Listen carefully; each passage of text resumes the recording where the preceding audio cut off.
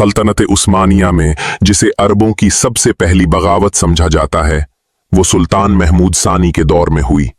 ये दौर 1223 हिजरी से 1255 हिजरी तक, बमुताबिक 1808 से 1839 ईस्वी तक फैला हुआ है। उस वक्त सल्तनत उस्मानिया के सामने बड़े बड़े बैरूनी खतरात थे। यूरोपी ताकतें उसके दरवाजों पर दस्तक दे रही थीं और खिलाफत की तवज्जो ज्यादातर इन्हीं इलाकों पर मरकूज थी जो उस वक्त बराह रास्त खतरे में थे।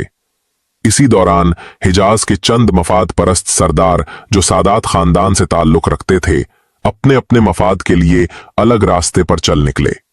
याद रहे कि सादात खानदान का हर फर्द ऐसा नहीं था, मगर कुछ ऐसे गवर्नर जरूर थे जिनके अकीदे कमजोर और हरकात इंतहाई नापसंदीदा थीं। दूसरी तरफ नज्द और बदवी इलाकों में तवहुमात और शिरकिया आमाल आम हो चुके थे। कब्रों की पूजा, गैर शरई रसूमात और बेबुनियाद अकायद पूरे खित्ते को जकड़े हुए थे। इन्हीं हालात में नज्द के करीब एक बस्ती अल उयैना में एक बच्चा पैदा हुआ, जिसे तारीख शेख मोहम्मद बिन अब्दुल वहाब नजदी के नाम से याद करती है। वो हाफिज कुरान थे, मुहद्दिस थे और हम्बली मसलक के फकीह थे।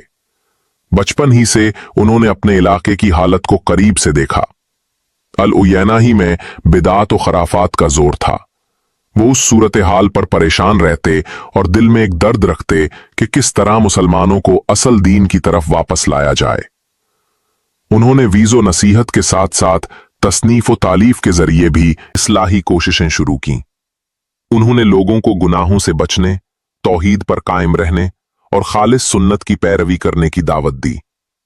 लेकिन उनकी ये तबलीग सबको अच्छी न लगी।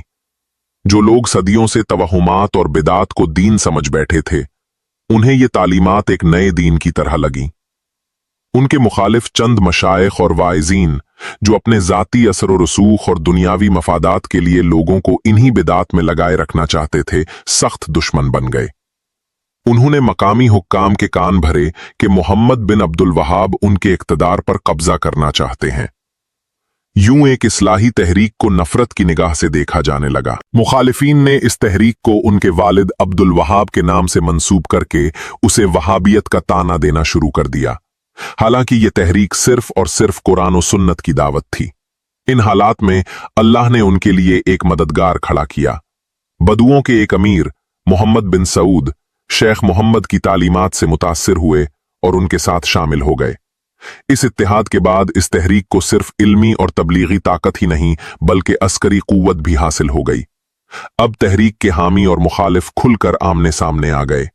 18वीं सदी के आखिर में अमीर मोहम्मद बिन सऊद के बेटे अब्दुल अजीज बिन मोहम्मद ने रियाज पर हमला किया और वहां के जालिम हाकिम दहाम बिन दवास को माजूल कर दिया। यूं रियाज इस तहरीक का मरकज बन गया। शेख मोहम्मद बिन अब्दुल वहाब ने 90 साल की उम्र पाई और 1206 हिजरी बमुताबिक 1792 ईस्वी में वफात पाई। लेकिन उनके बाद भी आले सऊद ने इस तहरीक को जारी रखा। सऊद बिन अब्दुल अजीज के दौर में इस तहरीक की वुसअत बढ़ती गई। उन्होंने न सिर्फ नज्द बल्कि हिजाज, शाम के होरान और इराक के करबला तक अपने असरात कायम कर लिए। उस वक्त आले सऊद का कब्जा पूरे जजीरतुल अरब पर था, यमन के अलावा। उनका मकसद ये था कि मुसलमानों को खालिस दीन की तरफ लाया जाए। उन्होंने बहुत सी ऐसी रसूमात पर पाबंदी लगाई जो मकामात मुकद्दसा की हुर्मत के खिलाफ थीं। मिसाल के तौर पर उस वक्त हाजियों के काफले तबल और नक्कारे बजाते हुए आते थे। सऊद बिन अब्दुल अजीज ने इस पर पाबंदी लगाई ताकि हरम का तकद्दुस बाकी रहे। ये वो दौर था जब मिस्र में मोहम्मद अली पाशा की ताकत उभर रही थी। वो तर्क नस्ल से ताल्लुक रखता था, मगर अपनी चालाकी और मक्कारी से मिस्र का अमली हाकिम बन चुका था। उसने धोखे और झूठ से अपनी हैसियत मजबूत की। जब आले सऊद ने मक्का और फिर पूरे हिजाज पर कब्जा कर लिया तो मोहम्मद अली पाशा ने सुल्तान महमूद सानी को यकीन दिलाया कि सऊदी तहरीक दरअसल उस्मानी खिलाफत को खत्म करने के लिए है। हालांकि हकीकत ये थी कि आले सऊद बराबर खिलाफत को खिराज देते थे और खुतबा भी खलीफा के नाम पर पढ़ते थे, मगर साजिशों और दरबार के गद्दार उमरा की बातों ने सुल्तान के दिल में बदगुमानी पैदा कर दी। पहले पहल इराक के गवर्नर को यह जिम्मेदारी दी गई कि आले सऊद को हिजाज से निकाले, मगर वो कामयाब न हो सका। आखिरकार सुल्तान महमूद सानी ने बरतानिया और मोहम्मद अली पाशा दोनों से मदद मांगी। मोहम्मद अली अब तक मिस्र में एक आजाद और खुद मुख्तार हुक्मरान बन चुका था और उसने अपनी ताकत बढ़ाने के लिए ये मौका गनीमत समझा। यूं बरतानवी और मिस्री अफवाज ने मिलकर हिजाज पर हमला कर दिया। आले सऊद पीछे हटते हटते रियाज और कुछ अतराफ तक महदूद हो गए। जनवरी 1815 में मोहम्मद अली पाशा की अफवाज ने सख्त जंगें लड़कर आले सऊद को पसपा किया और हिजाज पर कब्जा कर लिया। इसकी फौज में बड़ी तादाद गैर मुस्लिमों की थी। वो खुद भी शरई हुदूद का पाबंद न था। इस हमले में हिजाज के आम शहरियों को भी कत्ल किया गया। बच्चे, बूढ़े, औरतें सब जुल्म का निशाना बने। मोहम्मद अली के जाने के बाद सऊदी दोबारा उठ खड़े हुए। इस बार उसके बेटे इब्राहिम पाशा ने 1816 में जजीरतुल अरब पर नया हमला किया। अमीर अब्दुल्ला बिन सऊद अब भी जिंदा थे। उन्होंने मुकाबला किया मगर शिकस्त खाई। मुआहिदे के तहत उन्होंने खुद को तर्क फौज के हवाले किया, लेकिन वादे के बरक्स उन्हें इस्तांबुल भेज दिया गया और वहां पर उनको सजाए मौत दे दी गई। इसके साथ ही सऊदी तहरीक का पहला दौर खत्म हो गया। अब मोहम्मद अली पाशा को ना सिर्फ मिस्र बल्कि जजीरतुल अरब पर भी असरात हासिल हो गए। बरतानिया ने भी इस मौके से फायदा उठाया।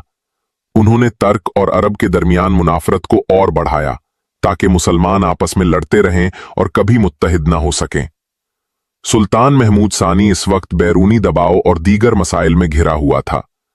इस वजह से इसे अंदरूने अरब के हालात पर मुकम्मल तवज्जो देने का मौका न मिला। यही गफलत अरब इलाकों में तर्क मुखालिफ जज्बात को बढ़ाने का सबब बनी। आल सऊद की ये पहली तहरीक टूट गई, लेकिन आग बुझी नहीं। अगली तहरीक उस्मानियों के आखिरी अय्याम में दोबारा उठी और बिल आखिर इसी तहरीक के नतीजे में सऊदी अरब वजूद में आया, जो आज भी दुनिया के नक्शे पर मौजूद है। दिलचस्प बात यह है कि आल सऊद अपनी तहरीक के बावजूद खिलाफत उस्मानिया के वफादार रहे। अब्दुल्ला बिन सऊद की मौत के बाद भी उनके बेटों ने बगावत न की। वो जानते थे कि उनके खिलाफ कार्रवाई बराह रास्त खलीफा की मर्जी से नहीं बल्कि मोहम्मद अली पाशा और बरतानिया की साजिशों का नतीजा था।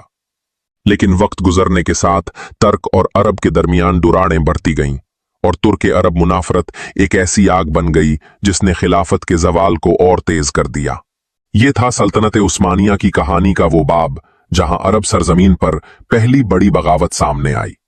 एक इस्लाही तहरीक जिसने मुसलमानों को तौहीद और सुन्नत की तरफ बुलाया, लेकिन साजिशों, बदगुमानियों और मफाद परस्ती ने उसे एक सियासी लड़ाई बना दिया।